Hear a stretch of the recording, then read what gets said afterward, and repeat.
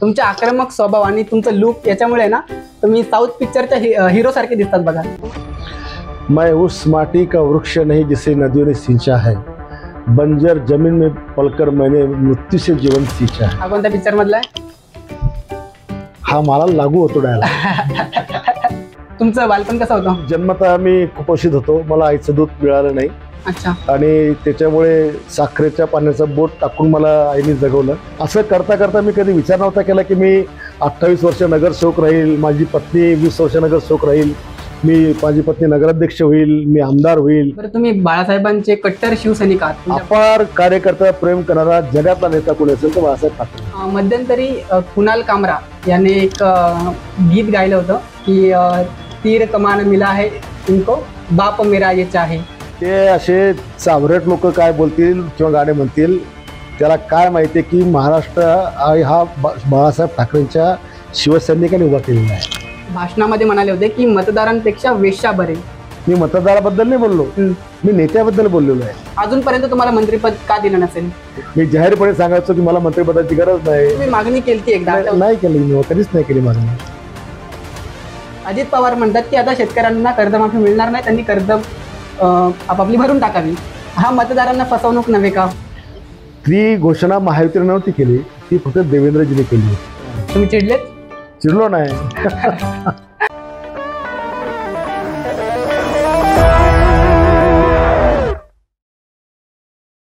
नमस्कार मंडळी, आपल्या सर्वांचं मनपूर्वक स्वागत आहे टॉक टुडेच्या या मराठी पॉडकास्टमध्ये।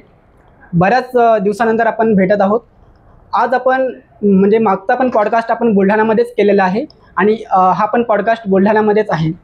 आजचा आपलं पॉडकास्ट आहे माननीय आमदार संजय गायकवाड, जे शिवसेनेचे आमदार आहेत। त्यांच्या वैयक्तिक आणि राजकीय जीवनाबद्दल, जीवनातील भन्नाट किस्से आपण त्यांच्याकडून जाणून घेणार आहोत। तसेच त्यांची समाजातील तरुण, कामकरी, शेतकरी, महिला यांच्या समस्यांबद्दल जी दूरदृष्टी आहे ती सुद्धा आपण पाहणार आहोत। खरं तर महाराष्ट्रातील आक्रमक स्वभावामुळे पूर्ण महाराष्ट्रभर प्रसिद्ध असलेले आमदार आहेत। खरं तर त्यांच्यासोबत त्यांना प्रश्न विचारायला मला भीती वाटेल कदाचित, पण तुम्ही घाबरण्याची चिंता करू नका, कारण की तुम्हाला मजा येणार आहे। दादा, तुमचा आक्रमक स्वभाव कशामुळे आहे? आक्रमक स्वभाव एखादी गोष्ट ज्याला वाटते अन्यायकारक आहे त्यामुळे नॅचरल प्रतिकार तो जो काही शब्दात न होतो किंवा फिजिकली होतो तो सहन होत नाही म्हणून आपण बाहेर पडतो। पण तुमची आक्रमकता दरवेळी दिसून येते, म्हणजे प्रत्येक मुद्द्यावर। ते काय लोकांना आक्रमकता दिसते, पण एखादं कठोर नारळ असतं ना त्याच्यामध्ये फोडल्यानंतर स्वीट खोबरा निघतो, पाणी निघतं, तशा प्रकारचा माझा स्वभाव आहे। बोलताना वाटताना जरी आक्रमक वाटत असेल, पण प्रत्यक्ष वागणं माझं वेगळं आहे। अच्छा, तुमच्या आक्रमक स्वभाव आणि तुमचं लुक याच्यामुळे ना तुम्ही साऊथ पिक्चरच्या हिरो सारखे दिसतात बघा। तुम्हाला काय वाटतंय? मी स्वतःला असं काही समजत नाही, मी फक्त प्रॅक्टिकल जीवन जगलो। माझ्या वडिलांचे जे कडक संस्कार माझ्यावर जे झालेले आहेत मी त्याच्याप्रमाणे वागतो। मला कोणाशी खोटं बोलता येत नाही, मला कोणाला धोका देता येत नाही, मी कोणाला फसवत नाही, मी कोणाला मूर्ख बनवत नाही। सरळ सरळ काम करायचं, कोणालाही बनवाबनवी करायची नाही, हा माझा स्वभाव आहे। त्याच्यामुळे खोटं काही केलं की चीड लगेच मला येते, मी खोटं सहन करत नाही। महिलांवरचा, मुलांवरचा, शेतकरी कोणावरचाही अन्याय, अगदी प्राण्यावरचा अन्यायसुद्धा मला पाहायला जात नाही आणि त्याच्यामुळे मी रिॲक्ट होतो। तुमचा आवडता चित्रपट कोणता आहे? माझा तर आशा त्या काळचा कर्तव्य होता आमचा। कर्तव्य आताच्या लेटेस्ट मधला मराठी आवडतात का हिंदी? संभाजी, छत्रपती संभाजी। अच्छा, एखादा डायलॉग म्हणू शकता का? कोणताही तुम्हाला एखादा?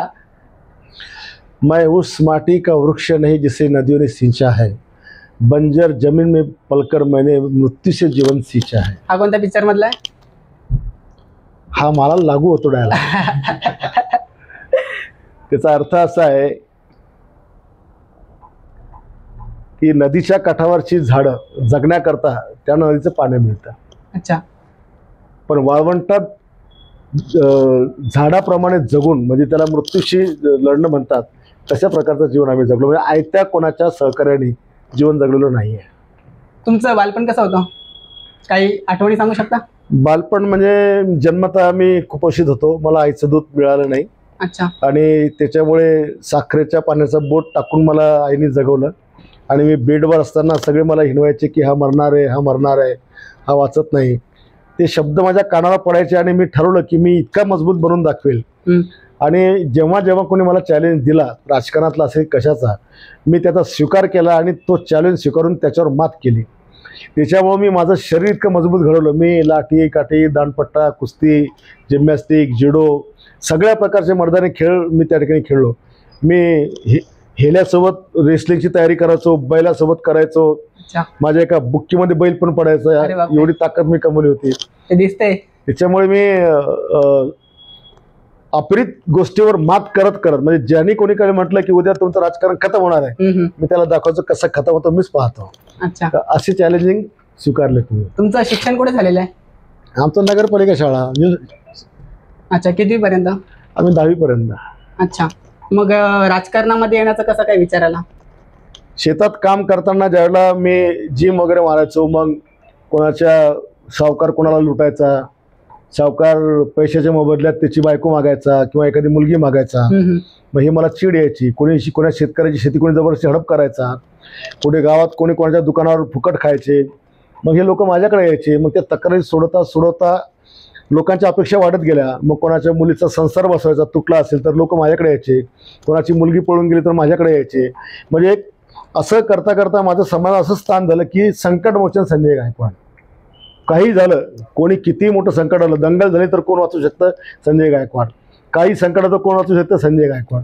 असं करता करता मी कधी विचार नव्हता केला की मी 28 वर्ष नगरसेवक राहील, माझी पत्नी 20 वर्ष नगरसेवक राहील, माझी पत्नी नगराध्यक्ष होईल, मी आमदार होईल, असा मी कधी विचार पण नव्हता केला. पण कामं करता करता असं वाटलं की आता हे कामं सांगता लोक नगरपालिकेची कामं सांगायचो. मग नगरपालिकेत गेले की आपल्याला कोणी फार किंमत द्यायचं नाही. मग असं वाटलं आपण नगरसेवक झालं पाहिजे. मग नगरसेवकाकडनं कामं अपेक्षा पूर्ण होत नाही, मग असं वाटलं नगराध्यक्ष झालं पाहिजे. असं करता करता ती पाय आपोआप त्याच्यात रुळल्या गेली. मग जिल्हा परिषदची कामं होत नाही, मग तिथे आपले लोक असले पाहिजे, मग आपली माणसं तिकडे पण टाकायची. अशी सुरुवात झाली ती. लहानपणी कधी वाटलेलं की मी आमदार होईल म्हणून? सांगितलं ना, आम्ही कधी विचारही नव्हता केला की आम्ही इथपर्यंत पोहोचू. शेतामध्ये काम करायचं, जंगलात लाकडं व्हायची, विहिरी खोदायच्या, पांतसं खोदायचे, 6 बैलाचा नागर एकट्याने हाकायचा, हमाली करायची, कधी गरज पडली तर भाजीपाला विकायचा, चहाची दुकान चालवायची, असलं सगळं आम्ही करायचो पहिले. तुम्ही नगरपालिकेच्या शाळेमध्ये होते म्हणजे जिल्हा परिषद?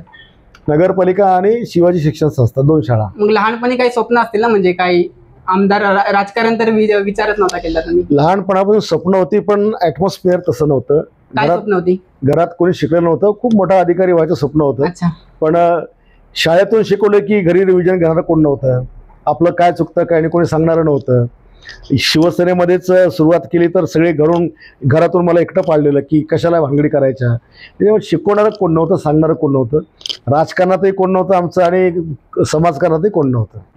तुम्ही म्हणाले म्हणजे लहानपणी हिनवायचे लोक, म्हणजे त्याच्यामुळेच तुमचा स्वभाव आक्रमक आहे का लहानपणापासून? नाही, माझा स्वभाव प्रसंग पण आक्रमक आहे. अच्छा, म्हणजे लहानपणापासून नव्हता? तुम्ही जर कधी पाहिलं तसं तर माझ्या एवढा हवामानाचा कोणीच नाही. अच्छा, दाखवलं नाहीत तुम्ही कधी? ते जे जवळ राहते त्यांना दिसतं, लांबच्यांना नाही दिसत. अच्छा, असं आहे का? लांबच्यांना कसं दिसणार आहे? जे लोक माझ्या आता मला 92,000 मतं एका मतदारसंघात पडतात, मी जिल्ह्यातला तुम्ही 5 लाख मतं 10 लाख लोक मतं घेईल. ज्या लोकांनी जवळून पाहिलं त्यांना माहिती आहे संजय गायकवाड काय आहे. ते बसतात सांगतात की असा देव माणूस आम्ही कधीच पाहिला नाही. जर समजा तुम्ही राजकारणामध्ये नसते तर कुठे असते? राजकारणामध्ये नसतो तर पिक्चर कुठंतरी व्यवसायामध्ये असतो, शेतकरी असतो, सांगू शकत नाही. काय चित्रपटामध्ये आपल्या कुठे थांग पत्ता लागतो? काऊन नाही लागत? तो विचार नाही केला कधी आपण. अच्छा, बरं, तुमच्या म्हणजे खूप अनुभव आहे तुम्हाला राजकारणातला. तुमच्या आयुष्यातील सर्वात मोठी चूक कोणती आहे की जी आताही तुम्हाला भावते कधी कधी? विजयराज शिंदेला आमदार करणं ही सगळ्यात मोठी चूक आहे. काय काय? माझी आमदार विजयराज शिंदेला आमदार करणं हीच माझी सगळ्यात राजकारणातली मोठी चूक होती. अच्छा, वैयक्तिक आयुष्यातील जर विचार केला तर? तीच चूक होती माझी, त्याला आमदार करणे. अच्छा, म्हणजे मी सहज कोणालाही विश्वास टाकून मोठं करायचो. कशामुळे, म्हणजे काय? त्यावेळेला त्याला तो गुरव समाजात होता, तिकीट मराठा समाजाला द्यायचं होतं. आम्ही सांगितलं की बाळासाहेबांनी आम्हाला जात शिकवली नाही, तुम्ही याला तिकीट द्या. आणि त्याला तिकीट दिल्यानंतर 6 महिन्यानंतर त्यांनी माझा सफाई चालू केला. अच्छा, तीच माझी जीवनातली सर्वात मोठी चूक आहे. म्हणजे कसं झालं ते? त्याला वाटलं हा भविष्यात आपला प्रतिस्पर्धी होणार आहे, याला खतम केलं पाहिजे. मग मला तडीपार करणे, माझ्यावर MPDA लावणे, माझ्या आईच्या 94 वर्षाच्या आईवर 307 दाखल करणे, पत्नीवर ॲट्रॉसिटी दाखल करणे, माझ्या अल्पवयीन मुलांवर 3-4 गुन्हे दाखल करणं आहे. वेळोवेळी म्हणजे मी न कुठेच नको त्याचा प्रतिस्पर्धी भविष्यात हा त्याला माहिती हा येणार आहे. पण मी ज्या पक्षात गेलो मग त्या पक्षाच्या लोकांना खरेदी करून घ्यायचं, असे सगळे विषय झालेत. म्हणजे अतिविश्वासामुळे अतिविश्वास ठेवला मी आणि अनेकावर ठेवला. त्याच्यातून काय शिकलेत मग आता तुम्ही? मी शिकलो जरी असं मी शिकलो हेच, पण मी तरी माझा विश्वास ठेवणं बंद केलं नाही. अच्छा. मी आता माझ्या पक्षाचे इतके लोक घेतो, कोणी म्हणतं याला कशाला घेता, जड जाईल, मी परवा करत नाही. माझं असं म्हणणं आहे की जर मीच चुकलेल, मी लोकांच्या जशी कामाच्या लायकीचं राहणारी लोक आपोआप मला घरी बसवतील. कोणामुळे मी संपेल असं मी मान्य करत नाही. इतिहासाची पुनरावृत्ती होईल परत. माझ्या चुकांमुळे मी संपू शकतो. माझा व आमदारकीचा माझ्या कार्यकर्त्यांनी जर गैरफायदा घेतला, माझ्या परिवाराने जर गैरफायदा घेतला, त्यामुळे जर लोकांमध्ये रिॲक्शन आली तर मी संपू शकतो. त्याच्यामुळे ह्या गोष्टींच्या काळजी घेऊन माझं मी मार्गक्रमण करतो. त्यामुळे माझ्यासोबत कोणी आला ना आपल्याला जड जाईल मी असा विचार कधीच करत नाही. अच्छा. तुम्ही बाळासाहेबांना कधी वैयक्तिकरित्या भेटले का? बाळासाहेब ठाकरे तर आमचा श्वास होते आणि त्यांच्यामुळेच आम्ही शिवसेनेमध्ये आलो. बाळासाहेब ठाकरेंना आम्ही अनेक वेळेस भेटलो. वैयक्तिकरित्या म्हणजे कसा अनुभव होता? एक बापाचा आणि लेकराचं जसं प्रेम असतं असा अनुभव बाळासाहेबांचा आम्ही पाहिलेला आहे. अच्छा. बाळासाहेब जसे बाळासाहेब आता तुम्ही मला सांगता की तुम्ही महाराष्ट्रात डॅशिंग असं बोलता, तसं बाळासाहेबाला जगात डॅशिंग म्हणायचे. पण जवळ गेल्यानंतर जसे मी कळलो नाही तसे बाळासाहेब कोणाला कळले नाही. अच्छा. जवळ गेल्यानंतर बाळासाहेबाचं जे प्रेम मिळायचं, अपार कार्यकर्ता प्रेम करणारा जगातला नेता कोणी असेल तर बाळासाहेब ठाकरे होते. बरं, तुम्ही बाळासाहेबांचे कट्टर शिवसैनिक आहात, तुमच्या बायोमध्ये पण मेन्शन आहे. कट्टर शिवसैनिकाची व्याख्या काय आहे नेमकी? कडवट शिवसैनिक पैशाला जुमानत नाही, कशाला दवाला घाबरत नाही, त्याच्या रक्तात जे काही शिकवण त्याला दिलेली हिंदुत्वाची तो कधी सोडत नाही. किती त्याच्या जीवनात बॅड पॅच आला तरी तो उठून उभा राहतो. लढणं म्हणजे बाळासाहेबांनी शिवसैनिक असा उभा केला की त्या काळात फक्त पांढरपेशा नेत्यांनीच राजकारण करायचं आणि ते कधी लोकांची सेवा करत नव्हते. पण तहसीलमध्ये जाणं, ठाण्यामध्ये जाणं, रक्तदान करणं, पेशंटला वाचवणं, लोकांची कामं करणं हे बाळासाहेबांच्या सैनिकांनी सुरू केली. त्याच्यामुळे तो सैनिक मी कडवट की आज बाळासाहेबांच्या त्या शिकवणीमुळेच मी उभा आहे. बरं, बाळासाहेबांचा वैचारिक वारसा खऱ्या अर्थाने पुढे नेण्यासाठी शिवसेना सध्या काय करत आहे? एकनाथ शिंदे साहेब आणि आमची शिवसेना, तुम्ही जे मगाशी शिंदे सेना म्हटलं, आमची शिंदे सेना नाहीये, शिवसेना म्हणलं मी. नंतर शिंदे सेना पण म्हटलं, शिंदे गट म्हटलं तुम्ही. आमचा गट नाही, आमचा शिवसेना पक्ष मान्यता प्राप्त पक्ष आहे. शिवसेनेचं अधिकृत धनुष्यबाण आमच्याकडे आहे. बघा, तुम्ही ज्या वेळेला हे सगळं प्रकरण चालू होतं तेव्हा निवडणूक आयोगाने 3 ऑप्शन दिले. बाळासाहेब ठाकरेंची शिवसेना, उद्धव ठाकरेंची शिवसेना आणि प्रबोधन ठाकरेंची शिवसेना. हे ऑप्शन कोणी दिले होते? निवडणूक आयोगाने. उद्धव ठाकरेंनी कोणती शिवसेना घेतली? उद्धव ठाकरेंनी उद्धव ठाकरे नावाची घेतली. त्याने जर आमच्या बाळासाहेबांची घेतली असती तर आम्ही उद्धवची घेतली असती का? किंवा प्रबोधनकारांनी शिवसेना स्थापन तरी केली होती का? नाही. आमच्याकडे काही राहिलं असतं का? त्याच्यामुळं निवडणूक आयोगाने बाळासाहेब ठाकरेंची शिवसेना जी चॉईस आम्हाला दिली तीच आम्ही घेतलेली. मध्यंतरी कुणाल कामरा याने एक गीत गायलं होतं की त्याच्यामध्ये एक कडवं होतं की तीर कमान मिला है इनको, बाप मेरा ये चाहे, अशा प्रकारचं. म्हणजे खूप व्हायरल झालं, कॉन्ट्रोवर्शियल झालं ते असे चावरट लोक काय बोलतील किंवा गाणे म्हणतील त्याला काय माहिती आहे की महाराष्ट्र हा बाळासाहेब ठाकरेंच्या शिवसैनिकांनी उभा केलेला आहे. उद्धव ठाकरेंनी किंवा त्यांच्या दुसऱ्या भावांमुळे त्यांनी नाही केलेला. कधी आंदोलन केलं नाही आदित्यने, उद्धव साहेबांनी कधी. आम्ही रक्त सांडलेलं आहे, आम्ही तडीपार झालो. माझ्यासारखे लाखो आहेत, करोडो आहेत. आणि बाळासाहेब ठाकरे जन्माने नैसर्गिक त्यांचे बाप असतील, राजकीय आमचे बाप आहेत ते. त्याच्यामुळे बाप चोरला, धनुष्यबाण चोरला, आम्हाला अधिकृत भेटला. निवडणूक आयोगाला जाऊन विचार माझ्या कामराला पहिले. त्याच्यामुळेच रिक्षा चालक सुद्धा मुख्यमंत्री होतो. मुख्यमंत्री पदाची खुर्ची काय कोणाच्या बापाची आहे का की हाच बसला पाहिजे तोच बसला पाहिजे? चहावाला प्रधानमंत्री होऊ शकतो का? रिक्षावाला होऊ शकत नाही? होऊ शकतो. मग काय शेतकऱ्याच्या मुलाने कधी मुख्यमंत्री व्हायचं नाही? फक्त मोठ्याच घरच्या लोकांनी मुख्यमंत्री व्हायचं का? रिक्षावाला व्हायच्या आधी ते शेतकरी पण आहेत. बरोबर. रिक्षा भारतात आल्या कधी? पहिले होत्या का? 90 नंतर. तुम्ही म्हणजे बऱ्याच तुमच्या आक्रमक स्वभावामुळे आणि विवादित गोष्टींमुळे तुम्ही अनेक चर्चेत राहता. त्याच्यामध्ये तुम्ही मध्यंतरी निवडणुकीच्या अगोदर म्हणाले होते, भाषणामध्ये म्हणाले होते की मतदारांपेक्षा वेश्या बरे. याचा काही अनेक गैरअर्थ काढला गेला. नेमकं तुम्हाला काय म्हणायचं होतं त्याच्यामध्ये? जे मीडियावर दाखवलं, मी असं बोललेलोच नाहीये. भाषणामध्ये मी ऐकलेलं आहे, म्हणजे रील व्हायरल मतदारांपेक्षा वेश्या बऱ्या हा शब्द मी बोललेलोच नाहीये. मी मतदाराबद्दल नाही बोललो, मी नेत्याबद्दल बोललेलो आहे की जे नेते पैसे घेऊन विकले गेले त्या विकणाऱ्या नेत्यापेक्षा ह्या बऱ्या. याच्यामध्ये चूक कोणाची? आता तुमचे मीडियावाले तुम्हाला जे पाहिजे दाखवता तुम्ही, ज्याच्यामुळे हॉट बनेल ते. आम्ही तर वैयक्तिकरित्या आहे, तो मुख्य मीडिया तर कोणी मीडिया तुम्ही काय ते काय, तुम्ही तुमच्या सोयीचं दाखवून तुमची TRP वाढवणार. त्याच्यामध्ये एखादा नेता संपला काय काय गेला तुम्हाला त्याशी काही देणं घेणं नाहीये, बरोबर आहे. त्याच्यामुळे ते शब्द दाखवा. मी माझं स्पष्ट भाषण अजून रिपीट करा की ज्या लोकांनी पैसे घेऊन धंदा केले की त्यांच्याबद्दल बोललोय. मतदाराबद्दल कसं बोलणार आहे? संजय राऊत यांनी दुसऱ्याच दिवशी प्रतिक्रिया दिली की यांनी आता राजीनामा द्यायला पाहिजे. तो काय माझा कोण मला घे का राजीनामा द्यायला? माझा नेता सांगेल त्या दिवशी देऊ आम्ही. बरं, जेव्हा अशा गोष्टी घडतच राहतात, समाज माध्यमांवर जेव्हा ट्रोल केले जाते तेव्हा कसं वाटतं? म्हणजे मी पाहतच नाही तिकडे. नाही, पण मनावर कानावर तर येतच असतील ना तुम्ही. येतं ते मनाला दुःखही होतं की चुकीच्या पद्धतीने दाखवले जाते म्हणून, पण त्याला काय करणार? राग कोणावर येतो? आता मीडियावर किती राग काढायचा उपयोग काय? कामाची आहे शेवटी. शिवसेनेमध्ये जेव्हा फूट पडली 2022 मध्ये, तेव्हापासून म्हणजे तुम्ही सातत्याने मंत्रिपदासाठी मागणी करत होते. तर आणि अनेक वेळा तुम्ही पक्षांवर वरिष्ठांसोबत चर्चाही केल्या, बोलले, दबाव टाकला, वेगळ्या प्रकारे नाराजी व्यक्त केली. तर अजूनपर्यंत तुम्हाला मंत्रिपद का दिलं नसेल? हे तुम्हाला कोण सांगितलं? मी दबाव टाकला, मागणी केली? मी जाहीरपणे सांगायचो की मला मंत्रिपदाची गरज नाही, मी मंत्रिपद मागितलं नाही, मी कधी लॉगिंग केलं नाही, मला काहीच गरज नाही त्या मंत्रिपदाची. आमच्याकडचे राहिलेले मंत्री किंवा इतर मंत्री जे करू शकत नाही ते मी करून दाखवलं. तुम्ही मागणी केली एकदा? नाही केली, मी कधीच नाही केली मागणी. निवडणुकी अगोदर सरकारने, महायुतीने कर्जमाफीची घोषणा केली होती, आश्वासन दिलं होतं. आणि त्या आश्वासनाकडे पाहून महाराष्ट्रातील तमाम शेतकरी मतदारांनी महायुतीला प्रचंड मतदान केलं होतं. निवडणुकीनंतर अजित पवार म्हणतात की आता शेतकऱ्यांना कर्जमाफी मिळणार नाही, त्यांनी कर्ज आपापली भरून टाकावी. हा मतदारांना फसवणूक नव्हे का? ती घोषणा महायुतीने नव्हती केली, ती फक्त देवेंद्रजीने केली होती, समजून घ्या.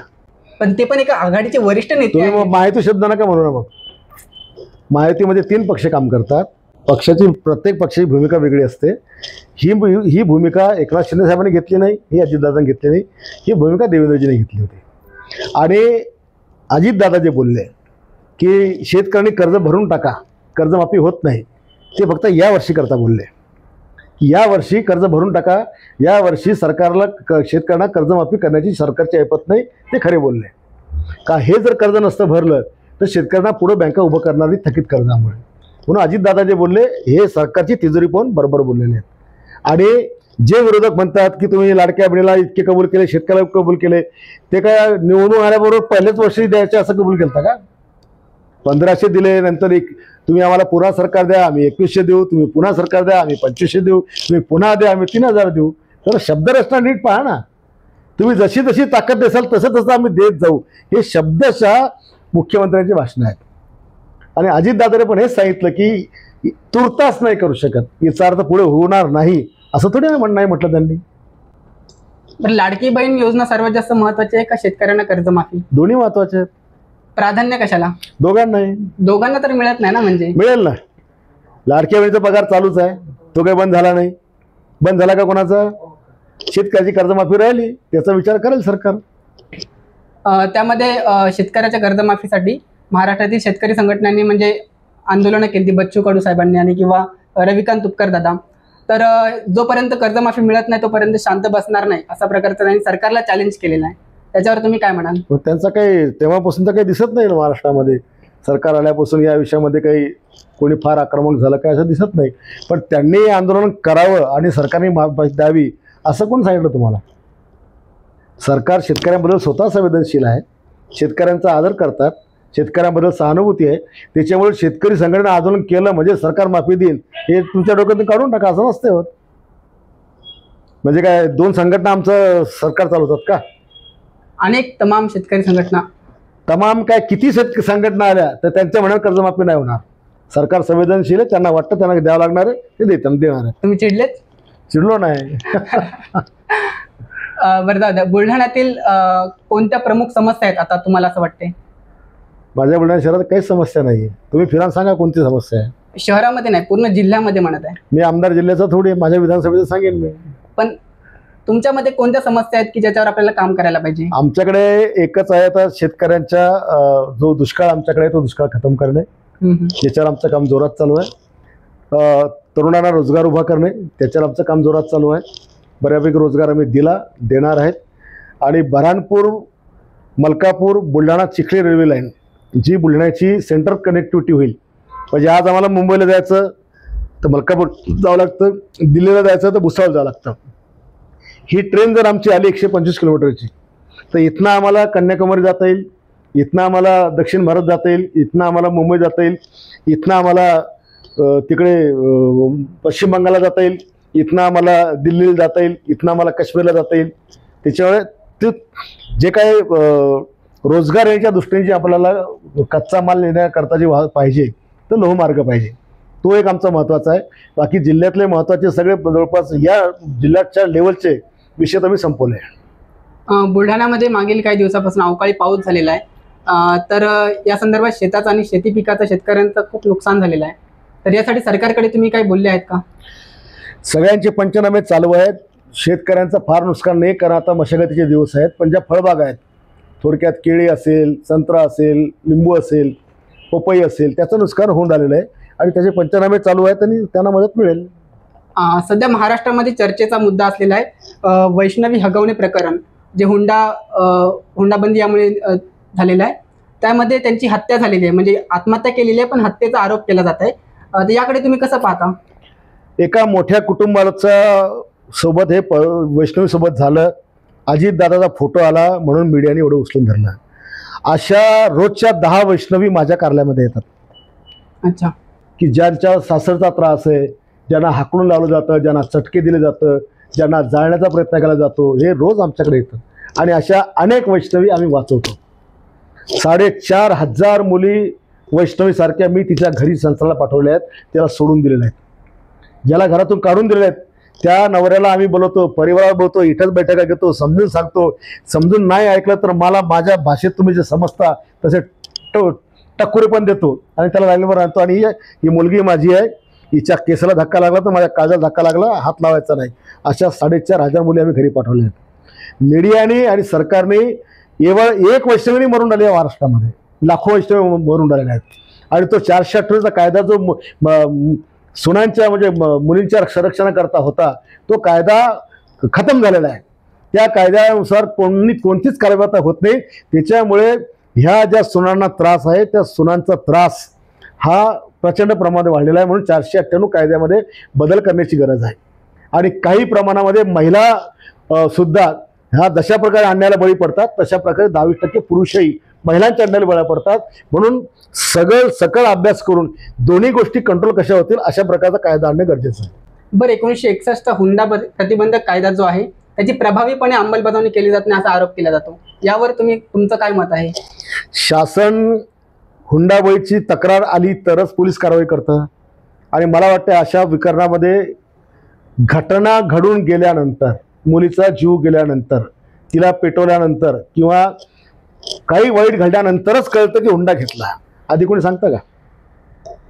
ज्या तो कुसपटे का काय नावाचा तो अजितदादाच्यातून त्या गाडीत चाबी देतो, त्याला सांगितलं का ही गाडी हुंड्यातली म्हणून चाबी तुम्ही द्या? सांगितलं त्याने असं? तो तर सांगणार हे मीच गिफ्ट दिलं, हे थोडी सांगणार आहे की वैष्णवीच्या बापाने गाडी दिली हो. बरोबर ना? असं सांगत नसते कोणी. हा अवेअरनेस आला पाहिजे लोकांमध्ये स्वतःमध्ये. जसं आता मी स्वतःला माझ्या मुलाचे लग्न मी केलेत, माझ्या मुलीचे लग्न केले. मी माझ्या इवायला सांगितलं मुलीच्या ना देणार ना घेणार, पट्ट तर कर. ही भूमिका आपली असली पाहिजे. सरकार किती आज लाखाच्या वर लग्न लागतात, कुठं कुठं लक्ष घालणार आहे सरकार? बरोबर. कुठं पोलीस लक्ष घालणार आहे? आज मला रोजच्या 100 पत्रिका आहेत एका 2 तालुक्याला. हे चित्र माझ्यात किती मोठं असणार आहे? त्याच्यामुळे लोकांनीच जी काही कोणाची मुलगी करतो ती मुलगी आपली ही भावना सगळ्यांनी ठेवली पाहिजे की आपली मुलगी पण कोणाच्या घरात चालली ना, कोणाची घरात येते तर आपलीच चालली, ती आली म्हणजे आपली मुलगीच आपल्या घरात आहे. ही भावना लोकांनी तयार केली पाहिजे. कायद्याने याला फार काही फरक पडणार नाही. ही लालची प्रवृत्ती आहे. आणि एकदा दिलं दोनदा दिलं तर एखाद्या कुत्र्याला जर एक तुकडा टाकला दुसरा टाकला तर तुमच्या दारात पडून राहील ना. तसं वैष्णवीचं झालं. बरं, एक मजेदार प्रश्न आहे, शेवट करूयात आपण. सर्वसामान्य लोकांच्या म्हणजे सर्वसामान्य लोकांच्या समस्यांवर सगळेच जण काम करतात, सगळेच जण चर्चा करतात, मीडिया, सरकार. आमदारांच्या कोणत्या समस्या आहेत?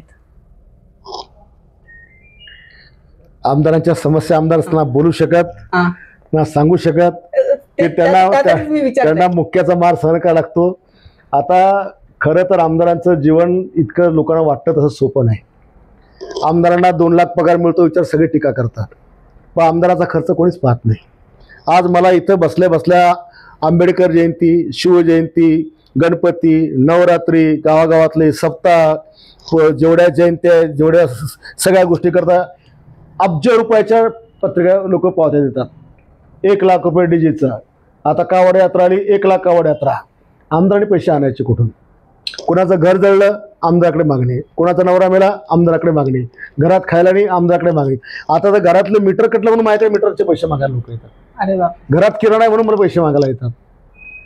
क्रिकेटचं बक्षीस आहेच, डायरेक्ट फोन येतात. फोन नाही डायरेक्ट येऊन बसतात लोक सगळीकडे. अरे बापरे, सगळे येऊन बसतात. फुटबॉलचं बक्षीस आहेत. आमदाराकडून इतक्या प्रचंड अपेक्षा लोकांच्या वाटल्या की आमदारांनी करायचं काय, एवढे पैसे आमदारांनी कुठून आणायचे आणि कसं द्यायचं. नाही दिलं की गावातले लोक विरोधात चालले जातात. मंदिराचा कळस बसवायचा पैसे द्या, हे याला मंदिर बांधायचं याला पैसे द्या. इतकं म्हणजे आमदार बोलू शकत नाही काही, इतकं भयानक आहे. पण लोक सांभाळावं लागतात. बरं, कर्मचाऱ्यांचे पेन्शन द्यायला सरकारकडे पैसे नसतात, पण आमदारांचं पेन्शन वेळेवर मिळतं. कर्मचाऱ्यांची पेन्शन वेळेवरच मिळतात आणि सगळ्यांच्याच मिळतात. तुम्ही सारखं एक लक्षात घ्या, मागे पण हा विषय मी बोललेलो. आमदारांची संख्या किती? चर्चा पण झाली त्याच्यावर. आमदार संख्या किती आहे? 288. सगळे टोटल माझी पकडून किती महाराष्ट्रात? आजी माझी किती आहे? 700 आहेत. कर्मचारी किती आहे? हजारावर लाखोवर असतील. 5 लाखाच्या वर 10 लाखाच्या वर आहे. 700 लोकांच्या पेन्शन काही फरक पडतं का? एखादा आमदार मंत्री, आता मी आमदार झालो, दुसऱ्यांदा झालो, पहिल्या वेळेस गेलं. समजा काही लोकांनी समजलं की मंत्री आमदार कमवतात, त्याला किती वर्ष भेटतात? 5 वर्ष. कोणी रिपीट नाही झालं तर 10 वर्ष. कर्मचाऱ्याला किती भेटतात? अधिकाऱ्याला शेवट लगे 30 वर्ष कमाई करतो तो. नुसती पगाराची नाही करत, वरची किती करतो काही सांगायचं काम नाही कोणाला. पण दिसतं कोण? फक्त आमदार दिसतं. आमदार हे नाही दिसत. कर्मचारी, अधिकारी, मंत्री कोण हे नाही दिसत कोणाला. तुम्ही हीच गोष्ट जेव्हा बोललेली ना, मी कमेंट वाचत होतो आणि खाली एक कमेंट आली की आमदारांची पण एक संघटना काढायला पाहिजे. बघा, आता मी खरं बोलून आलो. खरं झोपत असतं प्रत्येकाला, त्यामुळे मी त्या कॉमेंटकडे लक्ष देत नाही आणि संघटनेची गरज नाहीये. पण ही गोष्ट खरी की आज एखादा माणूस इतक्या मनापणाने जगतो आणि त्याला तुम्ही देता का पेन्शन किती? 50,000. व एखाद्या प्राध्यापकाची पेन्शन 1.25 लाख रुपये आहे. पण तुम्ही याच्यावर बोलता का कोणी? आमदाराचा खर्च किती, त्याला वाटप किती करावं लागतंय. आज लग्नात मला दिवसाला 50 लग्नात मला आहेर करावं लागतं. कोणी कार्यकर्ता सांगतो हो माझ्या पोरीचं लग्न आहे, माझ्या पैशाने बसताला पैसे द्या, दागण्याला पैसे द्या, माझ्या पोरीची पंगत नाही, मला पंगत तुमच्याकडून द्या, मंडप तुमच्याकडून द्या. आम्हाला करावं लागतंय. मग आमदारांनी हे सगळं कसं करत? अधिकारी तर कोणा लग्नात जात नाही. बरोबर, तो तर फिरत राहतो, तो तर कोणाच्या मोतीत बी जात नाही. कोणी मिळत तर आम्हाला सावडाला ते अन्न धन द्यावं लागते. आता 7 घरं जळली बुलढाण्यात. 7 घरांना मी 6 महिन्याचा किराणा दिला, त्यांना घराचे सगळे भांडे दिले, 50-50 रुपये कॅश दिला. एक माणुसकी म्हणून करावं लागतं सगळे. हे अधिकारी करू शकतात का? नाही, कधीच बोलत नाही. मग हा फरक आहे. नाही, कधीच बोलत नाही का तुम्ही? नाही, कधीच बोलत नाही का? आमच्या ते रक्तातच नाही म्हणणं. अच्छा, सोबतच नाही. चापलूस असला की बरोबर ओळखतो आम्ही. अजून लोक येतील बरं का. ते सांगितलं तुला एका शब्दात, चापलूस ओळखतो म्हणून आम्ही. अच्छा, ठीक आहे. तुम्ही वेळ दिल्याबद्दल तुमचा मनपूर्वक धन्यवाद. नमस्कार. जय महाराज.